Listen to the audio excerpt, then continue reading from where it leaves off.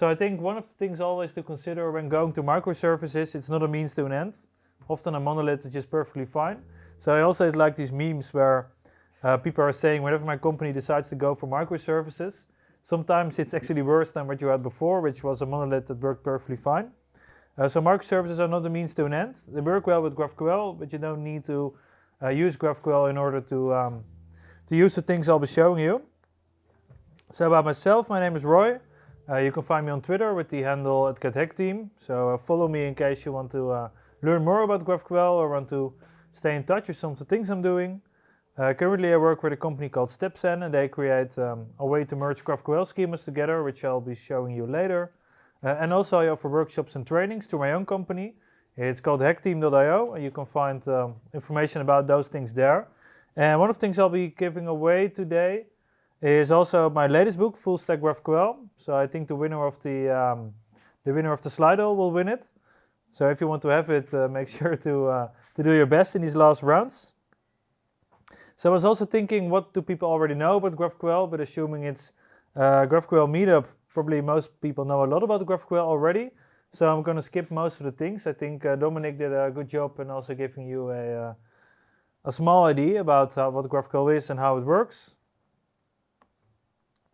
And also why it's perfect for microservices. So one of the reasons why GraphQL is so great is its schema, which is also a great reason why it's good for microservices as well.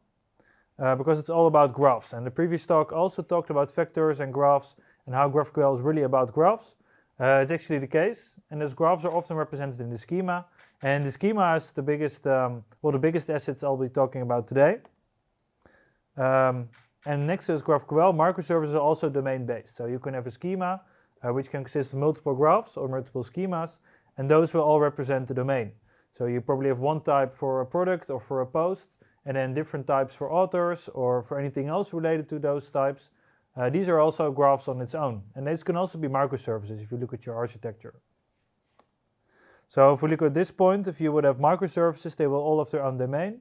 Sometimes your client docks directly with them, sometimes they don't, but the important is that every service should have its own domain. If you have a microservice that is doing more than one thing, then probably it's not the best microservice, and it better could have been part in your monolith.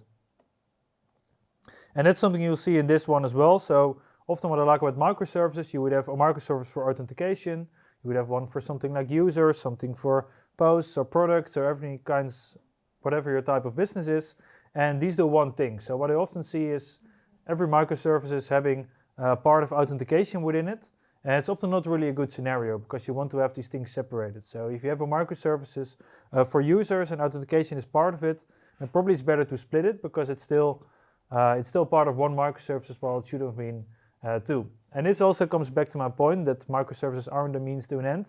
If you want to have an authentication microservices, make an authentication microservice and don't try to grab it in something else, like your user service. And each microservice can have its own graph. So a microservice is a domain. It can also be a graph because the same domain can be easily represented into a graph. And if we look at this example so you would have your microservices here, you would have your authentication service, you would have your user service, your post service, and they should all represent a graph. So because if you're using GraphQL for your microservices, every service should have their own graph, and then at some point you either want to bring them together or you want to query them all separately from your UI, which is something you could do because you can just call multiple endpoints and stitch them together on your front end. But that's not really part of GraphQL because then probably you should have easier used REST instead. So GraphQL is a way to bring all these different microservices together into one schema. And there are multiple ways to do this. We could have, for example, a data layer, and we already saw some examples of how a data layer can be built. So this data layer will handle all the requests for you, and then from your UI you would just have one type of schema to connect with. So you don't connect with all the different schemas. Instead, you connect with one schema that is a combination of all the schemas that you had before. And GraphQL is perfectly capable of doing this on multiple ways. We already saw schema stitching, and schema stitching is a perfect way to do this. It's a way that gives you a lot of control, but it also means you need to write a lot of code. You need to write resolvers for types you want to extend, of types you want to bring together. And that's something you could do if you have the time for it and if you want to do this, but it's also something that can be done easier. And Apollo Federation could be a way to do it easier, but it still involves writing your own resolvers or making sure underlying services are up to speed. So the company I started working with is called StepZen, and they have a schema language in GraphQL. They actually just use GraphQL schema language in order to bring multiple schemas together. And the things I'll be showing you can also do them with Federation, you can also do them with schema stitching. I think that's also important to know. It's not one end solution, and there are multiple solutions for every problem. But with StepZen you can do it easy and convenient without writing too much code, and also get a fully performant server. So it's up to people whatever they prefer. This is what it looks like. So you can basically connect any data source. It can be a database, it can be a REST API, it can also be a GraphQL API. And once you combine them with StepZen, you also get a GraphQL Serverless API on top of it. So this is a nice addition, but it's also something we hear from users. It's also something that might be a bit scary. So if you have any questions about this later on, ask me how it's done. So I want to try this out. So I have my code running here. I think it's large enough. It can be even larger. So basically StepZen is an NPM library. So you can install it globally, you can install it within your project, and all you need to do is just write GraphQL schemas. So I have three microservices running. Let me see if they're still up. Yeah, so I have authentication service, I have a post service, and a user service. And those three are just running locally on my machine. I also added a tunnel on top of it because StepZen doesn't work locally, it only works in the cloud. So you need to have an exposed endpoint that's reachable from the internet. And the only thing you need to do is writing GraphQL query language. So I can show you the code. So this is just an Express server, which is creating my microservice.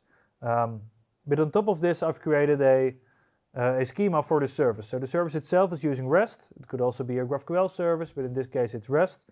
And I built a schema on top of it. So I can see here, if I queries, I have a query to get a token. Because this is an authentication service, I'm using OAuth 2.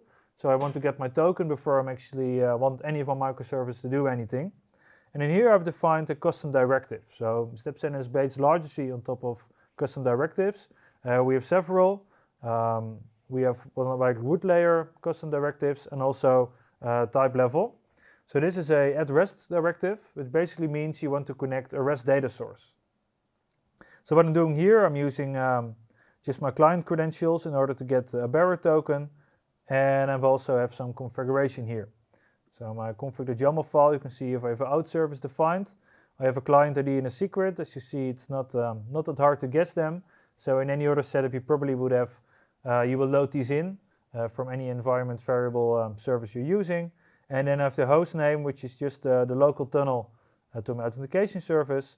And by doing this, I already create a GraphQL service on top of it. So what the service does, whenever I use the query to get my token, it will call this REST endpoint. Sometimes it will use caching, sometimes it won't, depending on whichever you prefer. And it will return something of the type auth. So it will have an ID and it will also have my access token. So I could do this from this endpoint. I could just call it, get the bearer token, or I can do it from GraphQL, which is a nice addition, as something you would be seeing here. So in here you could actually get define a query to get your token and then access token. And then you can see we have this access token. So this access token is something you would be using in other queries.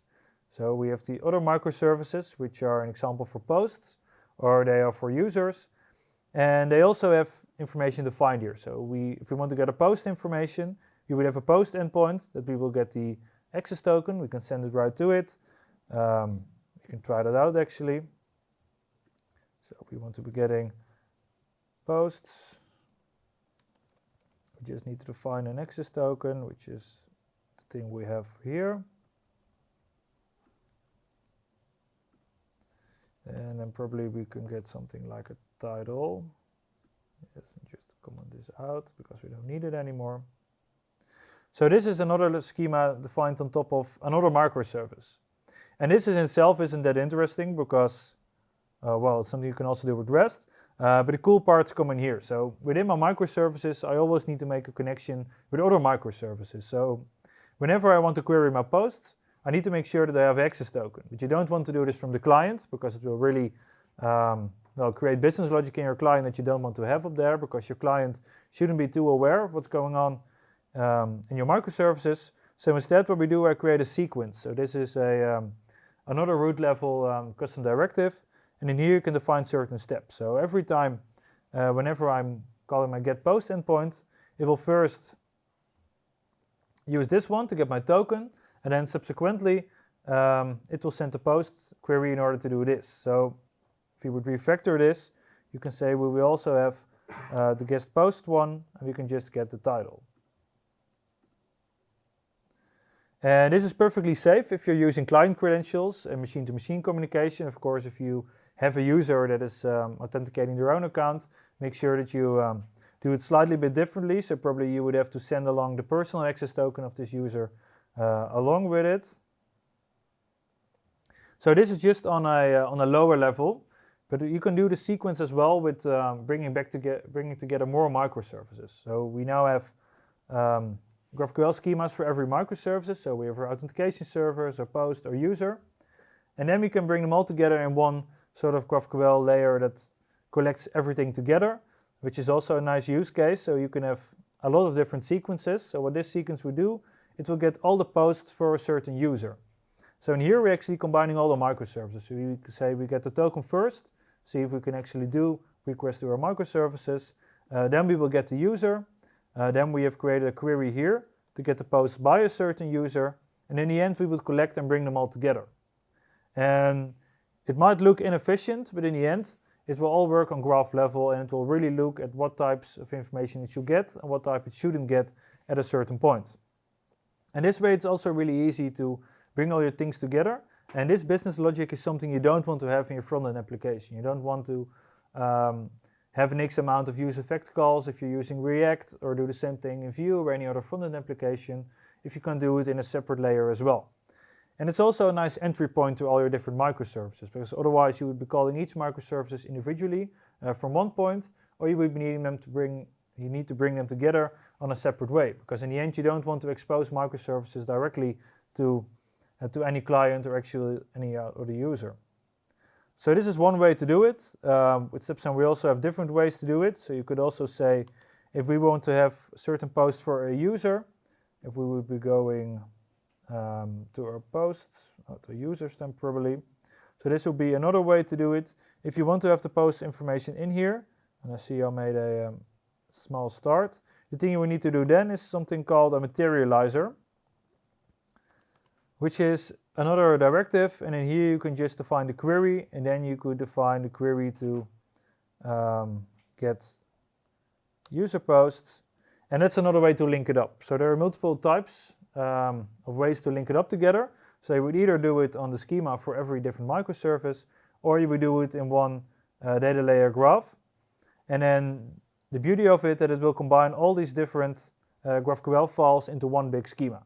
So we would be going back to this one. You can see if we go to query, we have multiple queries here. So we would have query to get posts, to get users, to get a certain user, to get posts for a user, and all these other things as well. So it actually merges them all together without having to write any code, because the only thing you need to write is GraphQL query language. And like I said, you can do this with any other type of merging schemas together. So you can use schema stitching to do it, you can use federation, you can use StepZen, and probably there are other examples as well. So the first step always is create a schema for every microservice, because if you want to have microservices that you want to connect later on with GraphQL, make sure they have their own schema. So either you already built them with GraphQL, or you have a REST service and you create a schema on top of it. And this was the thing we saw before. Every microservice should actually be a graph. Because they are in their graph, it's really hard to bring them together in GraphQL. You can do it with StepZen directly in one big file, but still, it would make sense to still have a graph for them individually. Because then you really have the separation of concern, and you also make sure you're not getting any kind of lock-in, but you're having too much business logic in a place you don't want to have it. And with StepZen, you can merge schemas with just GraphQL schema language. And this is really powerful, because by just adding some custom directives, which are in the GraphQL spec, and could also be dangerous, because there is no true control of GraphQL custom directives, so any other company could make the same custom directives, and then if you install their library in your package.json next to StepZen, it could break. So this is one downside of the GraphQL spec. So hopefully there is a way to make some sort of maybe NPM library kind of way to keep control of custom directives. But you can just combine them together with GraphQL Schema language. So you would have your out service, your user service, and your post service. They will all have a graph. And then within one GraphQL file, you're actually saying where every information comes from. You're going to say my post information about my post is coming from my post graph. My information for users is coming from the user graph, and so forth. And with StepZen, you can combine them using either sequences or something called materializer. And then the nice part is also you can deploy them serverless without having to write any pipelines. So for me myself, I think it was said before, I actually hate databases and I love GraphQL. So deploying things in serverless is really, well, a good solution for me because I really hate infrastructure. So this is one cool way to do it. And if you were using other solutions, you would still have to write your own infrastructure. And that's something that's also really hard for a lot of companies because infrastructure is vital, as we heard. Like Google Cloud was out for a couple of minutes and everything breaks down. It would actually mean we would also break down because we're using Google Cloud. But still, infrastructure is hard, and there aren't that many people that really know how to handle it. So it's a huge advantage if you're using something that deploys anything in the cloud for you. And recently we also created a new product. If you want to get started with GraphQL, then try out GraphQL Studio, which is actually a way to combine APIs that are already built by other companies. So this is really an aggregator to bring together third-party APIs. So this can be Google Maps or Dev.to or Hashnode or any other thing, and combine them all in one scheme. So that's a really nice way to explore what StepZen could do for you. And what we're also bringing into the studio, which is now done truly to a GraphQL schema design language, is also make it easy to drag and drop and bring together your data sources here, instead of having to write any GraphQL schemas.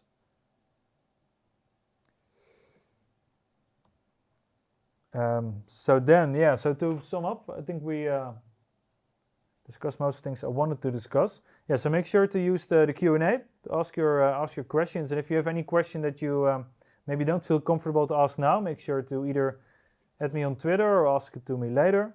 If you want to check out StepZen, either use StepZen Studio, which you can find here, or just go to stepzen.com and find it there.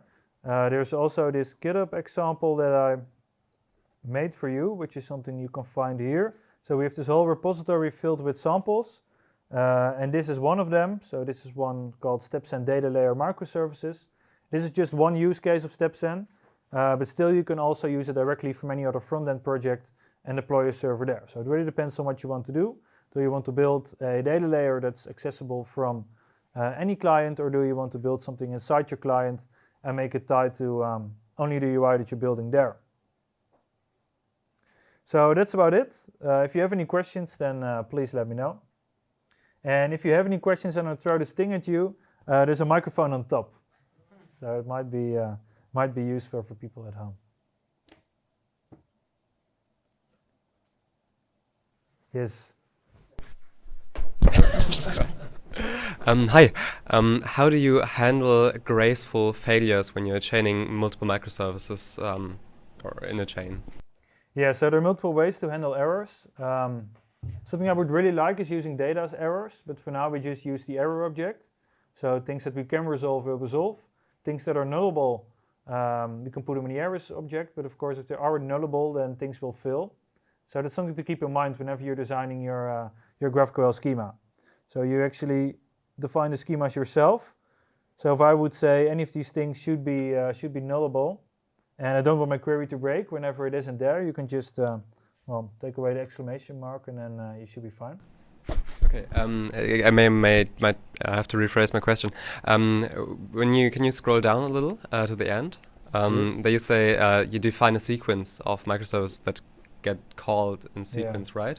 So if one of those fails, does the whole chain end, or is there a way to say, okay, maybe I would like data from this service, but if that one fails, I'll still continue my reply? Yeah, so there are multiple ways to do this. So if you have a true chain of command without anything in there, then it's not really possible. But if you use it's in this one, I think. Yeah, so if you use a connector type, so you can say like echo, then in there you can say whatever should be nullable or non-nullable. And then it will just get all the information. And in case it can't get the information, it will leave out the nullable things and put it on the error subject again. Okay. Right, thank you. Yep. Can you also connect streams with that? So GraphQL streams. Yeah. No, so that's something we're still working on. I think streams was new in the spec from a month ago. Yeah.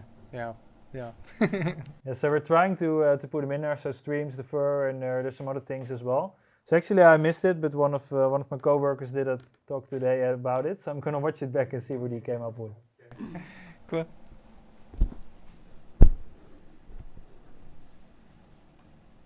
Okay, nice. Well, thank you then.